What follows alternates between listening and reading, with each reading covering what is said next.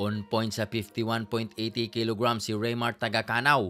Samantalang ang Hapones na si Ayumu Sano, 3 beses pang bumalik sa timbangan bago tuluyang makapasok sa limit. Pero bago yan, huwag kalimutang mag-subscribe at i-click ang notification bell para sa iba pang exclusive boxing updates mula dito sa PMI Bohol Boxing Promotions at Kumong Bulanon TV.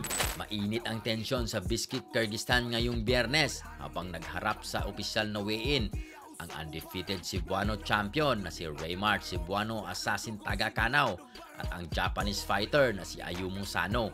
Ito ang hudyat ng nalalapit na WBA Asia Super Flyweight title fight na gaganapin sa Sabado, October 25 sa ilalim ng Kamida Promotions card. Parehong hindi pa natatalo ang dalawang boksingero kaya't inaasahang magiging bakbakang hindi basta-basta ang laban. Sa opisyal na timbangan, malinaw ang pagkakaiba. Si Tagakanaw ay pasok na pasok sa limit, tumimbang ng 114 pounds, habang si Sano naman ay nag-over sa 115.85 pounds. Dahil dito, binigyan si Sano ng mga opisyal ng oras para magbawas ng sobrang timbang. Habang ang Hapon ay naghahabol sa kondisyon, kalmado lang si Tagakanaw, tahimik ngunit matatag.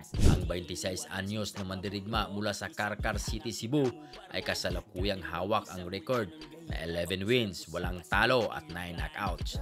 At tinaguri ang isa sa mga pinakadelikadong boksingero sa rehiyon sa ilalim ng Villamor Boxing Gym at PMI Bohol Boxing Promotions. Kilala si Tagakanaw sa disiplina, tiyaga at mapanirang kaliwang kamay na kanyang tapusin ang laban sa isang suntok.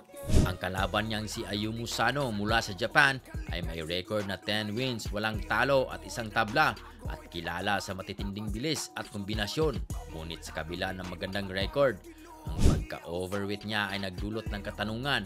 Handa nga ba siya sa bigat ng pressure at sa disiplina ng isang kampyon tulad ni Tagakanaw? Sa kabilang banda, nanatiling nakatuon si Raymart. Ayon sa kanyang kampo, lahat ng hirap sa ensayo, lahat ng sakripisyo, nandito na. Handa kaming lumaban hanggang huling segundo.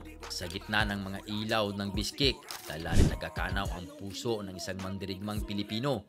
Tahimik ngunit matatag. Sa parehong event, lalabanin ng isa pang Pinoy prospect na si Kenneth Lover at ang dating 3-time world champion Janrel Cuadro Alas Casimero.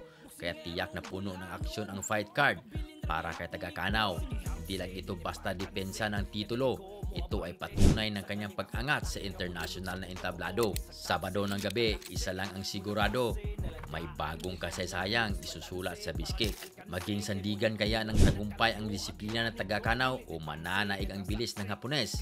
Malalaman natin yan sa October 25 sa laban para sa WBA Asia Pacific Super Flyweight title.